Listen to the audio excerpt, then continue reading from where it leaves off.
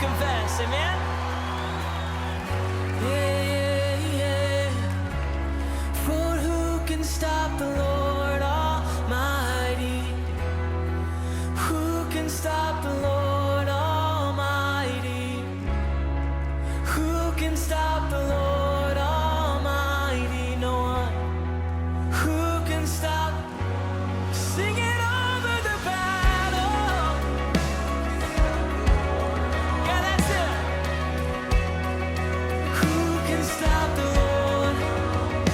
There is no one who can stop the Lord Almighty. Who can stop the Lord? Yeah.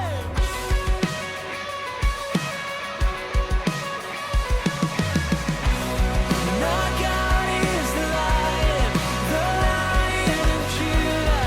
He's roaring with power and fighting our battles, and every knee will bow before Him.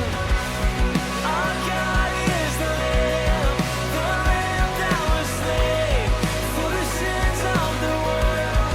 His blood breaks the chains, and every knee will bow before the Lion and the Lamb. Every knee will bow before Him. Yeah, every knee will bow. So confident.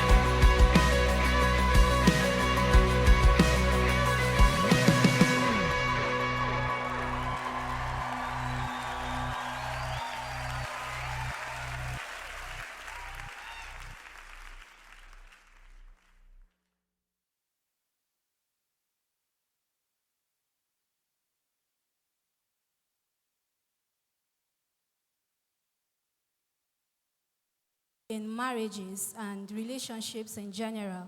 And also, we answer questions we were not able to answer during our physical meeting due to limited time.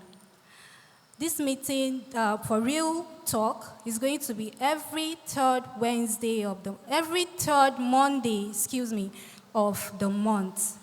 And today with me are two people, lovers of God. To my right is Brother Liberty John Bauer. He is an architect and a politician. He is also a children evangelist, and he trains parents to raise godly children. You're welcome, sir. Thank you. To my left is Mrs. Jane Ajibade. She is an accountant by profession. She's a lover of God, and she loves business. You're welcome, ma. Thank you. So today we are going to be talking about abuse, and also we'll be answering a question that came up last week during our physical meeting. I would like to start with you, ma. What is abuse, physical abuse, emotional abuse in marriage? Thank you for having me. Abuse is whatever you use abnormally, whatever you don't use the way it should be used. And now, talking about humans and relationship, straight to the point, we know that males, they also suffer abuse. And theirs, we can say, is emotional abuse, while the female folks basically suffer physical abuse when it comes to battery, when you hit someone, when you maim someone because of, because of whatever that person has done, that's physical abuse. Then when it comes to emotional abuse, when you torture someone emotionally, and I think this is even more, it's grievous, because it can affect someone psychologically to the extent that some people might fall into depression. or even think suicide. You understand? So abuse is not something that is good. It's not something that should happen in relationship. It's not good at all. I don't know if I've been able to. Yes, we would like you to talk about emotional abuse. You mentioned it, but how does it happen? Yes, it can be verbal. When you talk someone down, you tell someone how, you reduce someone, a human, to nothing. That's emotional abuse. When you torture someone, you make that person, it has to do with the psyche of the person. You make the person feel is nobody, he's not even human, he's less than human. That's emotional. And some children also suffer it because relationship is encompassing. It's not just between male and the adults, female. not platonic relationship alone. So when someone is talked down, you're told over and over who you are not, actually, who God has not made you to be. Maybe because of circumstances, or some people can, maybe when they are angry, they talk a lot, and, words, like they say, is like an egg. Once it's broken, the person who is saying it has said it, blah, blah, blah, and you're off. But the person who you have spoken it to will keep thinking and processing over and over that word. And how this affects a negative word that is spoken to you can last all your lifetime if you are not able to overcome it by the word of God. Thank you. Sir, she mentioned physical abuse. Now, and she mentioned that most of the time, the female, what the women do is emotional abuse towards the other person, while the men tend to go physical.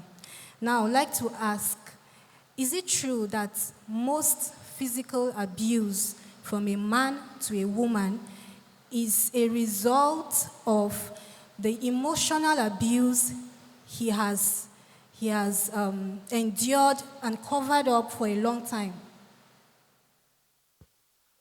Well, I will begin by thanking you for the opportunity to be here. I feel highly privileged. I thank you for these questions. First and foremost, the word abuse is believed to have been a derivative of two words, abnormal and use. Abnormal use is abuse. For the fact that it's an abuse, it's practically incorrect because it's an abuse. And to come down to your question on whether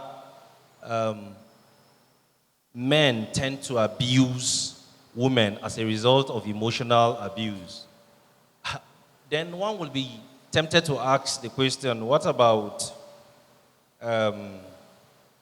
as a result of alcoholic intake? Because I am underlining and querying the word most. Most will give it a connotation as if 90 or 95% of these abuses as a result of emotional abuse from the woman. What about a man who is given to drunkenness? What about a man who is given to drugs, drug abuse? What about a man who has a cultural abnormal upbringing where he has picked from culture that to put a woman in her place, in quote, is to abuse her? Where will you put also someone that has had a very dysfunctional and very poor, abusive upbringing? So I am particularly not in agreement with most men abuse women because of the fact that they have suffered emotional abuses. No, some are just crazy. They're just crazy. Some are drunkards. Some want to emulate friends out there who they feel is their own way of solving problems. You know, so I don't believe that most of the abuses that come physically from men as a result of mental or psychological or whatever abuse or like a revenge, I don't believe. It's not true. There is no statistics that can prove that. It's true. So you're saying that there are lots of other factors. Many other factors. Many other factors. Many other factors. Okay. And I'm sure it's vice versa. It's not, I've heard stories of the wife that beats the husband. I've heard stories like that. And also, husband beating the wife, you know, vice versa. But all of these, we can't bring it down to because the woman abused you emotionally, because you have suppressed many things, and so this last time you won't take it, so you have to go physical. It's not an excuse. No. There should be a measure for the man to take. Like if this person is, if there is tendency that this person will do this, I should have made room, some allowance, so that it doesn't become a cause and effect thing. It shouldn't get to that. So I would like to ask, Ma, does it solve anything? When you go physical, let me not use the word abuse, because we have been told that abuse itself, right from the word, is wrong. It's wrong. Now, Completely. is it okay to go physical with your wife or husband in the name of correction? You want to, or discipline rather, not correction, discipline. You want to discipline your wife. Is that anywhere close to correct? No, absolutely no. It's not right to hit someone. See, what I even see is that in this part of the world, we are still struggling with hitting a human like yourself. When the rest of the world, there are people in other world that they are even fighting for animals, that you should not maltreat animals, that animals do have their rights. So, you know, if we're still debating the issue of physical abuse, I think that we're still in, I don't know which century, that, because it's not right. You see, there's a way I feel when I see cows being smitten. You know, I feel, oh God, why are we like this? They can't talk. Why? They can't Why? cry. Yes. You see, people have these Assisian dogs and all kind of dogs in this part of the world, and we keep them outside. They are just guards, they are security. While in other parts of the world, these dogs are pampered and cherished. You understand? I'm just going that way for you to know that it can't ever be right, and it cannot solve anything. You know, sometimes I feel that what do people do while dating? Is it that people are so desperate that they choose to close their eyes to the red flags? Or, I just think about those things, because you will see it there. You will know how short-tempered someone is. You understand? And whichever way, there is no way anything that is wrong can right anything. So it's not correction. The woman in the context of marriage is not your child. Thank you. You know that there are tradition or cultures in this part of the, I don't want to say I don't want to generalize that Africa, that they believe that when your father trains you, then your husband will continue to train you. That's not, you're not, if that foundation is there, if that's the kind of person you are going out with or you are in relationship with, then you should expect him to treat you like your father. The man in the context of marriage is supposed to be your friend, your partner.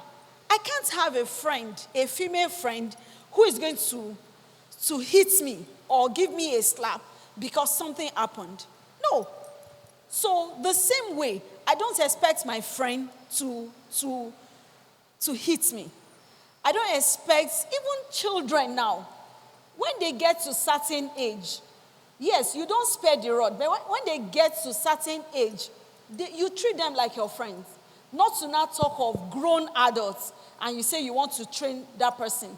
What that person should do is, the Bible talks about the washing of water by the word.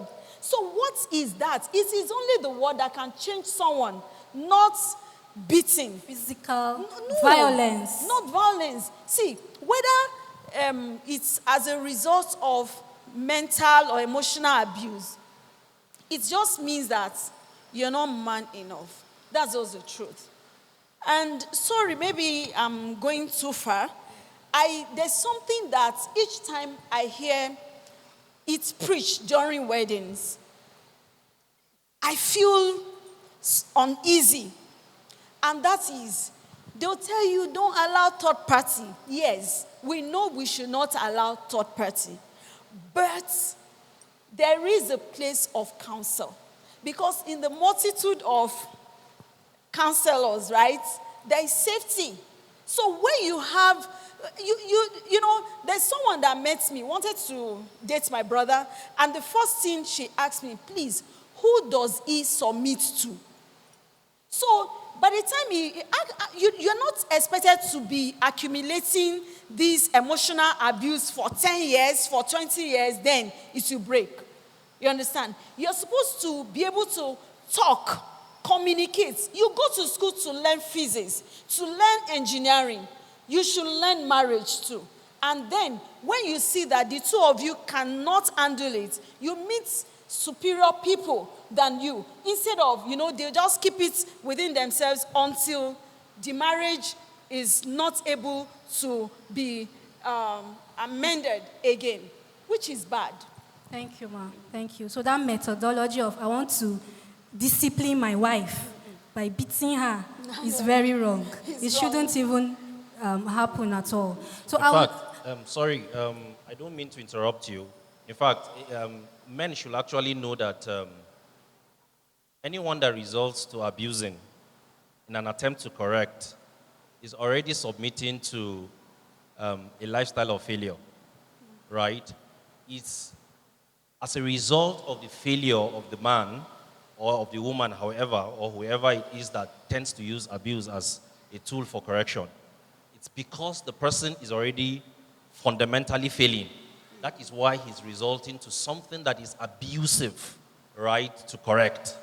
One of the ready examples that is coming to my mind from the Bible are those who were trying to abuse a woman because she was caught in adultery.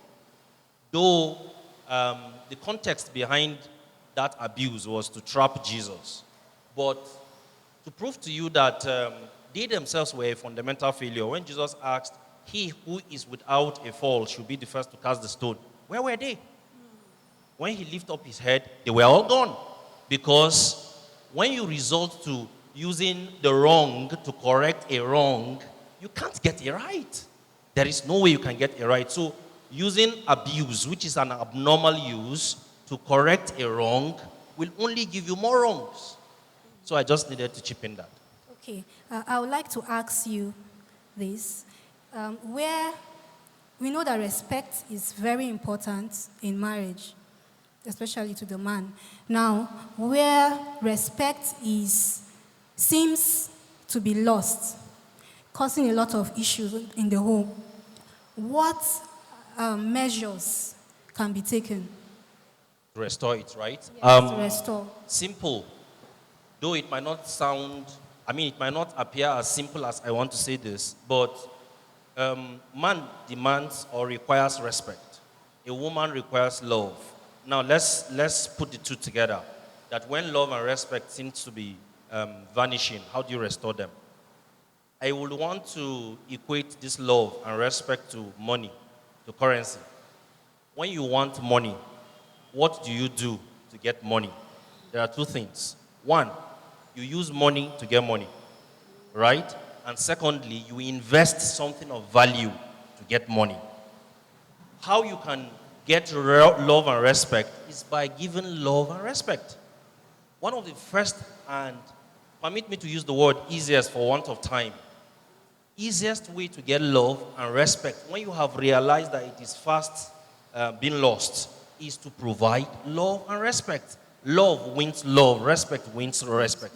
And then the part of putting on the table something of value, what can you give in exchange for love and respect? What can you offer? What can you bring to the table to attract, to earn love and to earn respect? It has to be something valuable. And when you offer it on the table, love and respect will come effortlessly. Thank you, sir. Now, a question came up last week during our physical meeting, and for limited time, we couldn't answer it. And that's the essence of real talk, to bring it here and discuss it. Now, the person said the wife complains that the husband's head is too big. The husband's nose is too big. And that's the result, that's the reason why their children have big head and big nose. Now, what should the man do? What's your counsel to this couple? I'm sure the person that asked this question will be watching. Well, forgive me for laughing. I'm wondering whether the head became bigger after the marriage or it was like that before you married, right? God. If it was like that before the marriage, I think you were blinded by love that you didn't see how big the head was before you accepted to marry the person. But suffice to say, anything can happen after marriage. There could be accident, the man could not be able to control his eating habits and then he's growing fat and all that. The truth is that if you truly love your spouse, you will accommodate the changes you will find. A woman, after putting to bed, begins to either swell up, get fatter and all that. You provide room for adjusting, that what you first saw and you fell in love with might not all necessarily continue till death do you part, right? You provide. And then there is the wise counsel, like my sister said earlier, where you can seek ways, medical ways, to help whatever deficiencies or defaults you are beginning to see in your spouse. If he's growing pot belly and you think that he should do more of exercises, advise him, encourage him. Yesterday, my wife and I live on this Mandela Road too. My wife and I took a long walk to this traffic light and we returned. Usually, I used to go all the way to the city gate. But yesterday, we came all the way to this traffic light from our house and we returned. That was an exercise and we did it together. So you could encourage your spouse that why not we begin to do this together, or you imbibe this culture of doing exercises. But I don't know what you will do to your head to reduce. That's why Pastor BC is there to pray. Ma, what was your counsel to the man and the woman? Honestly, I'm kind of speechless. Because you know that I was talking about desperation. There are lots of people that anybody that just comes in figure of a man, they just want to marry. So it's not love now that is even blindfolding them. It's just, I want to marry. And when they marry, they now see that, oh, this is marriage. Marriage is work. Because you just have to work at it. It's even those that are so madly in love, so to say, they still have to work at it. So I honestly don't know what you can do to a big nose or it's your choice. And whatever is your choice, you should be responsible, own up to it. You have chosen this man. And you know one thing, in relationships, you will always see someone who is better than your spouse. You will see a house that is bigger than your house. You see a car that is better than your, but you have chosen this man. That is your lot. Appreciate it. there's nothing you can do than just loving that man. That is the truth. If you can't body shame him because If it's something that can be worked on, like stretch marks, like pot belly, those are things that can be corrected. even some right? stretch mark, you can work on them. Especially for women. You should even adore the scars that you have both because you want children that you have inflicted on that woman. So it's not something that you should make a topic. You should have just married her and don't even touch her. Don't let her be pregnant. If that, you just want to be adoring our body. And, for like somebody that is big or something, you can work at it together. It's not like you better go and register in a gym. Do it together, like he said. Do it together. Yes, there was one of Tyler Perry's movies that we watched. A man left his wife because she was big. Then another person saw her and worked on her. Then she became, attractive again. That's what you do. When something is not given, you make your wife, you make your spouse, you work at it. And growing pot belly, sometimes I want to say, is maybe women's fault. We need to also help them not to be, like most pastors, they eat late because when they finish from church, they go back home and stuff like that. We can work on some of these things, but the one you cannot work on, please forget it and enjoy your life. Thank you very much. Please, if you will permit me in less than a minute to also add, I listened to Jimmy Evans on sexual fulfillment in marriage recently. And he said one of the greatest mistakes we make as couples is that we tend to compare our spouses with others out there. For instance, this beauty pageant thing has come to make women look like that is the yardstick, that's the standard of what beauty should be defined by, which is absolutely and completely wrong. Those ladies in their 16 and 17 and teenage ages have not gone through the pains of childbearing.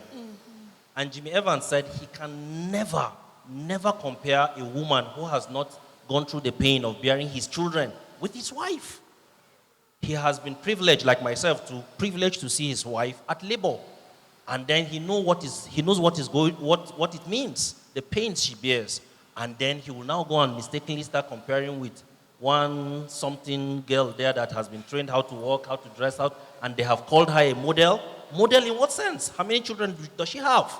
Let her have children and then let's call her a model again and see if it is correct. But your wife is who she is. Even after bearing your children, you should give her thumbs up. You should love her some more. Not all women can bear children for you like she has done, and she will still remain who she is.